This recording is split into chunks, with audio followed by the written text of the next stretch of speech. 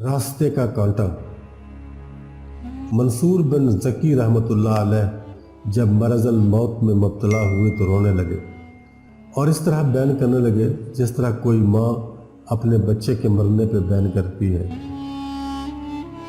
लोगों ने कहा, या हज़रत, आप ऐसा क्यों रो रहे हैं? आपने तो बड़ी ज़ाहिदाना और परहेज़गारी की ज़िंदगी बसर की है और 80 साल तक अपने रब की इबादत व बंदगी की है। आपने फरमाया, मैं अपने गुनाहों पर और उनकी नहूसत पर, जिसकी वजह से मैं रब की रहमत से दूर हूँ, रो रहा हूँ। आप रोते रहे। फिर कुछ देर बाद अपने बेटे से मुखातब होकर फरमाने लगे, मेरे बेटे, मेरा चेहरा किबला की तरफ फेर दो और देखना, जब मेरी पेशानी पर पसीने के कतरे नमूदार होने लगे और मेरे आँखों से आंसू रवा हो जाए तो मेरी मदद करना और कलमा शरीफ पढ़वा देना। शायद मुझे कुछ अफाका हो जाए। और हाँ, जब मुझे दफना चुको और मेरी तुरबत पर मट्टी डाल चुको तो जल्दी से चले मत जाना। मेरी कब्र के सराहने खड़े होकर ला इलाहा इल्लल्लाह मुहम्मद रसूलुल्लाह पढ़ना। हो सकता है मुनकर नकीर के सवालों का जवाब देने में मेरे लिए कुछ आसानी हो जाए।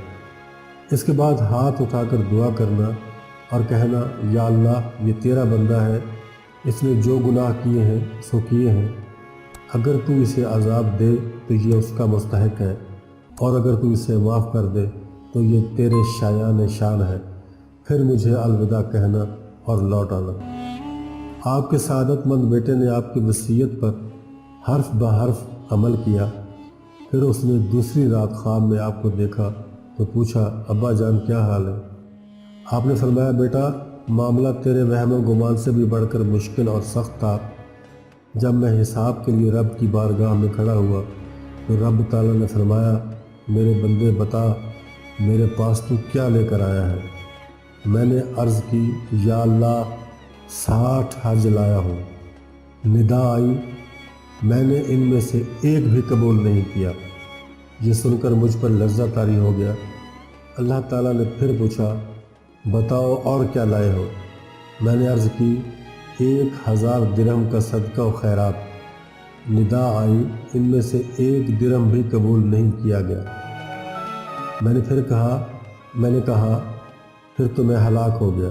अब तो मेरे लिए तबाही व बर्बादी और ज़िल्लत व रुसवाई है। फिर निदा आई, क्या तुझे याद है कि एक दिन तू अपने घर से बाहर कहीं जा रहा था तो रास्ते में तूने एक कांटा देखा था।